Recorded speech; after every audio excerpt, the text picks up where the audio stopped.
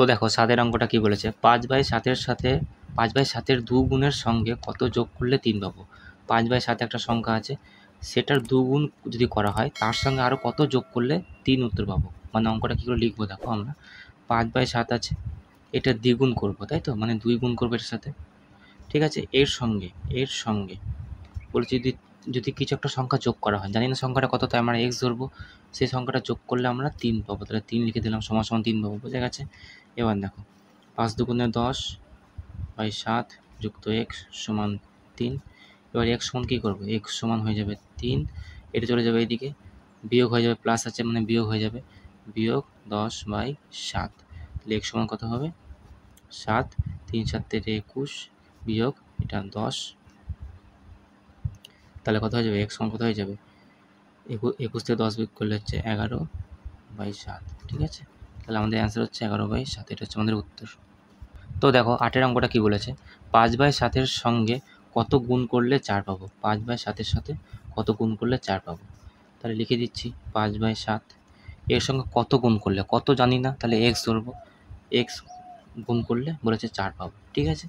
তো করে দিই, 5 সঙ্গে এক্স গুণ করলে 5x/7 = 4, তাহলে কী করতে পারি, 5x = কী করতে পারি, 4 × 7, x সমান কী করতে পারি, 4 × 7, 5 চলে যাবে নিচে, তাহলে নিচে 5, ঠিক আছে। তাহলে 4 7 28/5, তাহলে 28/5, ঠিক আছে। এটা হচ্ছে আমাদের অ্যান্সার।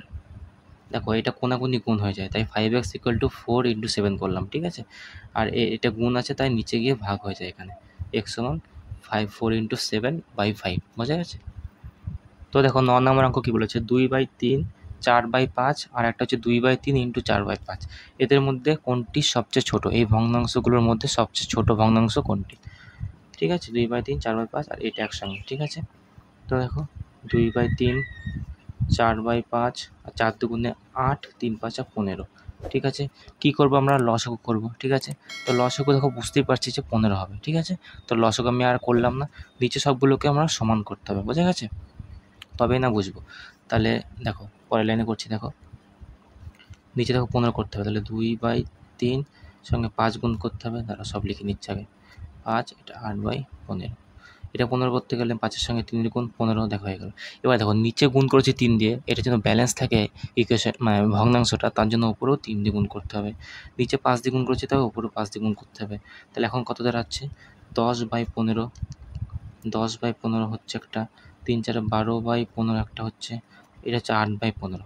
তাহলে ভাবো এই তিনটের মধ্যে কোনটা সবচেয়ে ছোটো, 15 ভাগের 10 ভাগ পেয়েছে কোনো কিছু জিনিস, 15 ভাগের 12 ভাগ, 15 ভাগের 8 ভাগ, তাহলে সবচেয়ে ছোটো কে, এই 8/15, বোঝা গেছে।